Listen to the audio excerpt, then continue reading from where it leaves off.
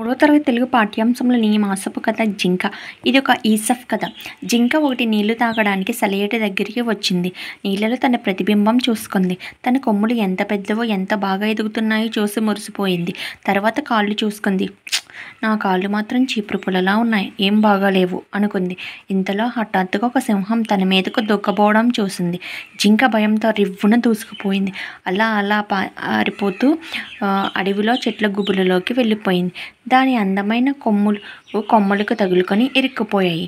సింహం దగ్గరికి వచ్చేస్తుంది. జింక కొమ్ములు వదిలించుకోవడానికి ఎంతో ప్రయత్నం చేసింది. అదృష్టవశాత్తు సింహం మీద పడే లోపలే కొమ్ములు బయటపడ్డాయి. బతుకు జీవుడా అని జింక వేగంగా పారిపోయింది. మళ్ళీ సెలయేరు దగ్గరికి వెళ్ళి, ఎంత దద్దమ్మను నేను, బాగాలేవు అనుకున్న పుల్లలాంటి కాళ్ళు నన్ను కాపాడాయి. నేను మురిసిపోయిన కొమ్ములు నాకు ప్రాణం మీదకి తెచ్చిపెట్టాయి అనుకుంది.